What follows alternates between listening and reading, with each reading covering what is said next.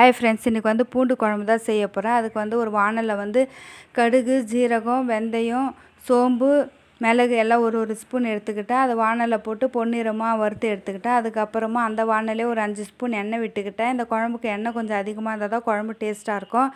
எண்ணெய் சூடானதும் கொஞ்சமாக கடுகு, சீரகம் போட்டுக்கிட்டேன். அதுக்கப்புறமா ஒரு கைப்பிடி அளவுக்கு பூண்டு சேர்த்துக்கிட்டேன். பூண்டு நல்லா வதங்கினதுக்கப்புறமா பெரிய சைஸ் வெங்காயம் ஒரு 3 எடுத்து கட் பண்ணி அதையும் சேர்த்துக்கிட்டேன். அதே அளவுக்கு தக்காளியும் சேர்த்துக்கிட்டேன். தக்காளி வதங்கினதுக்கப்புறமா ஒரு பெரிய சைஸ் லெமன் சைஸுக்கு புளி ஊற வச்சு அதை கரைச்சி அந்த தண்ணியும் சேர்த்துக்கிட்டேன். அதுக்கப்புறமா மஞ்சள் தூள், குழம்புக்கு தேவையான அளவு மிளகாத்தூள், அப்புறமா உப்பு எல்லாத்தையும் சேர்த்து மிக்ஸ் பண்ணி விட்டுக்கலாம். குழம்பு திக்கானதுக்கு அப்புறமா நம்ம வந்து வறுத்து வச்ச அந்த பொடியை மிக்சியில் போட்டு அடித்து அது சேர்த்துக்கலாம். இந்த குழம்பு வந்து சளி பிடிச்சிருந்தா சாப்பிட்டாக்கா நல்லாயிருக்கும். நெஞ்சு சளியெல்லாம் கரைச்சிடும். இது மாதிரி நீங்கள் வீட்டில் ட்ரை பண்ணி பாருங்கள். இப்போ வந்து குழம்பு திக்கானதுக்கு அப்புறமா அந்த பொடியை சேர்த்து மிக்ஸ் பண்ணி விட்டுக்கலாம்.